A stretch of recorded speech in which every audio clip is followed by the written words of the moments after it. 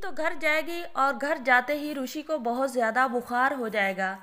तलहा की शादी का जब ऋषि सुनेगी और मोहित का दादा आसिफ अंकल बताएगा तलहा की शादी का ऋषि को, तो ऋषि जब घर जाएगी तो वो खुद पर बहुत ज़्यादा वहाँ पर कंट्रोल करेगी।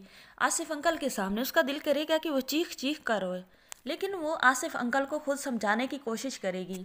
वो आसिफ अंकल से कहेगी कि अंकल, अगर उन्होंने फैसला कर लिया तो आप उनका साथ दें। रिश्ते ज़बरदस्ती से नहीं बनाए जाते। अगर आप चाहते हैं ना कि मैं आपकी बहू बनूं, तो अब तलहा नहीं चाहता, तो आप किस तरह ज़बरदस्ती ये रिश्ता बना सकते हैं। तो जो होता है आसिफ अंकल वो कहता है, बेटा मैं क्या करूं, मैं भी मजबूर हूं, मेरा दिल सबिका को कबूल करने के लिए तैयार नहीं है। मैंने हमेशा तुम्हें ही बहू की सूरत में देखा है और तुम मेरी अच्छी बेटी और अच्छी बहू हो, और फिर तुमने मोहित को संभाला है। अगर तुम मेरी बहू बन जाती तो मुझे कोई परेशानी ना होती। मेरे मरने के बाद भी मुझे सुकून ही रहता कि मेरे घर में एक अच्छी बेटी और अच्छी बहू है। और सबिका, इसने तो माल खाना है और बैंक बैलेंस लूट कर चला जाना है। तला की अकल पर तो पर्दा आ चुका है। तो ऋषि जो होती है वो कहती है कि अंकल अब कुछ नहीं हो सकता।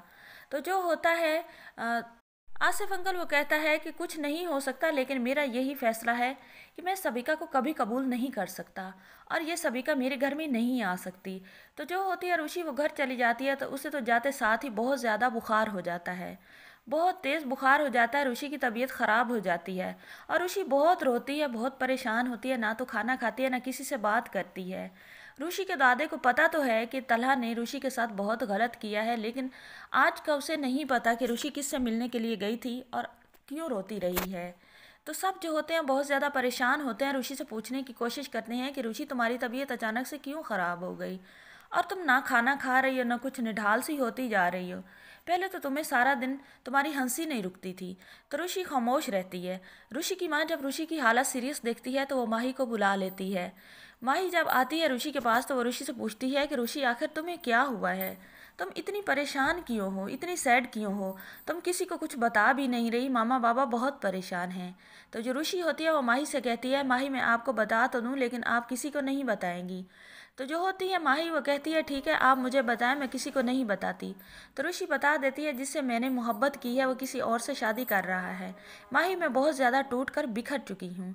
माही जो होती है वो ऋषि को समझाने की कोशिश करती है। माही कहती है ऋषि से, अगर तुम कहो तो मैं तलहा को कॉल करूँ और उसको समझाऊँ। तो जो होती है ऋषि वो कहती है कि माही मैंने भीख में मोहब्बत नहीं लेनी, वो जा चुका है और जाते हुए लोग वापस नहीं आते। तो माही जो होती है वो ऋषि को समझाती है, ऋषि तुम बहुत छोटी हो, ऐसे रोग मत पालो, तुम पढ़ाई पर फोकस करो, जब तुम बड़ी ऑफिसर बन जाओगे यही तला बहुत ज़्यादा पछताएगा।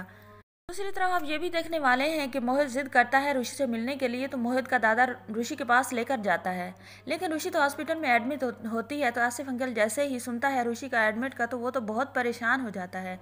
मोहित और आसिफ अंकल दोनों चले जाते हैं हॉस्पिटल में। जब हॉस्पिटल जाते हैं तो ऋषि की हालत बहुत ज़्यादा ख़राब होती है।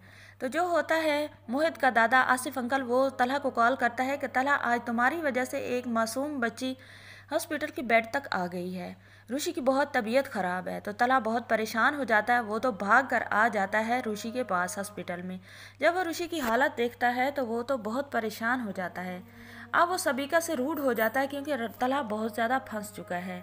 अब सबिका को भी नहीं छोड़ सकता और ऋषि को भी नहीं छोड़ सकता, लेकिन एंड में ऋषि और तला की ही शादी होगी, आपको हैप्पी एंडिंग दिखाई जाएगी। अगर आप हमारे चैनल पर नहीं तो वीडियो को लाइक शेयर, चैनल को सब्सक्राइब करें।